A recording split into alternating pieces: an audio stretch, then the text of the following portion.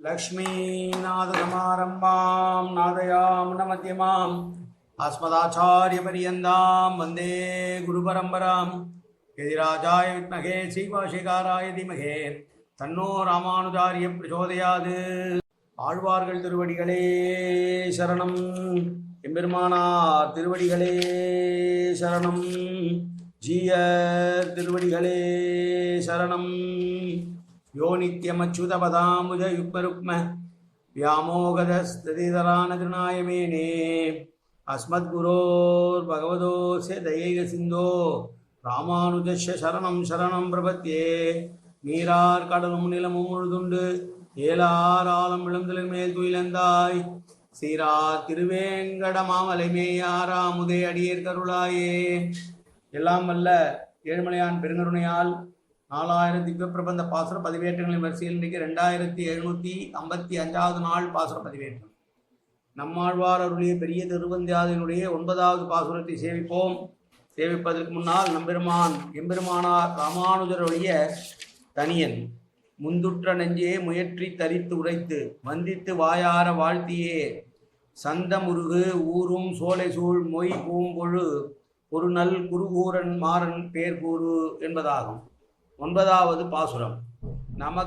நுமக்கு அடியோம் என்று நொந்து உரைத்து என் மாலார் தமக்கு அவர் தாம் சார்பரியரானால் எமக்கு இனி யாதானும் ஆகிடுகன் நெஞ்சே அவர் திறத்தே யாதானும் சிந்தித்து இரு. அன்பிற்குரிய நெஞ்சமே, நாம் எம்பெருமானை நோக்கி நாங்கள் உமக்கு எப்போதும் அடிமை கொண்டிருக்கிறோம் என்று வாய் நோக விடாமல் சொன்னாலும் கூட என்ன பிரயோஜனம்? அவர் நம்மை கண்டுகொள்ளவில்லை. அவர் நம்மை ஒரு பொருட்டாகவும் மதிக்கவில்லை. அவர் அவளை எளிதில் கிட்ட முடியாதவர் என்பது நாம் அறியாததா? இருந்தாலும் இன்றிலிருந்து நமக்கு என்ன வேண்டுமானாலும் நடக்கட்டும், ஆனால் ஒன்று மட்டும் நீ செய்ய வேண்டும், அதாவது எது நடந்தாலும் பராபய இல்லை என்று தீர்மானித்து கொண்டு அவனை புகழ்வதிலே மட்டும் நீ சிறிதும் தவறவிடாதே என்று நஞ்சுக்கு அறிவுறுத்துகிறார். மாலார் என்பதிலே உள்ள ஆர் என்பது உயர்வு விகுதியாகிறது. நமக்கு அவர் அருள் பாலித்தாலும் சரி பாலிக்காவிட்டாலும் சரி நீ மட்டும் அவரை நினைக்காமல் இருந்து விடாதே என்று என்னுடைய நஞ்சை பார்த்து வற்புறுத்துகிறார் ஆழ்வார்.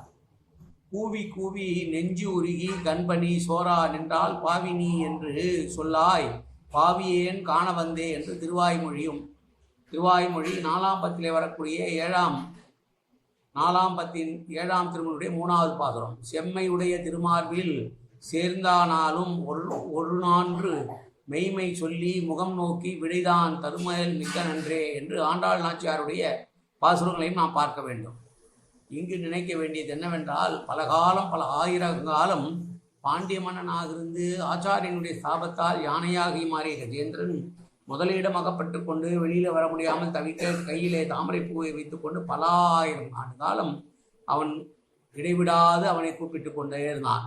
அப்புறம்தான் ஒரு நாள் வந்து அவனை காப்பாற்றினான். அதே போலதான் தன்னால் முடிந்த அளவிற்கு தன்னை காத்து ரட்சித்துக் கொள்ள வேண்டும் நினைத்த திரௌபதியானவள் அது முடியாமல் போக அலறி துடிக்க எல்லாம் முடிகிற நேரத்திலே வந்து அவளை காப்பாற்றினான். எனவே நாம் அவன் வந்து சேருவானோ சேரமாட்டானோ தெரியாது, இருந்தாலும் நெஞ்சமே அவனையே எப்போதும் கூறிக்கொண்டே இரு என்று தன்னுடைய நெஞ்சத்தை பார்த்து இடைவிடாமல் அவனையே நீ சிந்தித்து கொண்டிருப்பாய் என்று சொன்ன பாசுரம் இந்த பாசுரம். மீண்டும் ஒரு முறை பாசுரத்தை பார்க்கலாம்.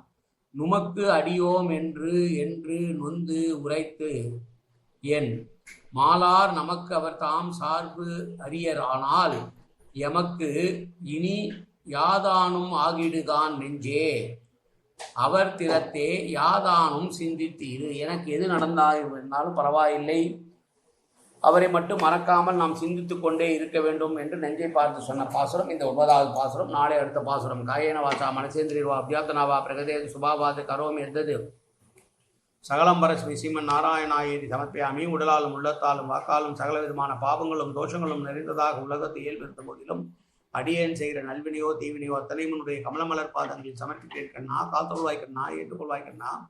எப்போதும் திருநாமம் கண்ணா கண்ணா கண்ணா என்று நாவில் ஒரு கருவிவாய் கண்ணா. சர்வத்திர கோவிந்தநாம சங்கீர்த்தனம். கோவிந்தா கோவிந்தா கோவிந்தா கோவிந்தா கோவிந்தா கோவிந்தா கோவிந்தா கோவிந்தா கோவிந்தா.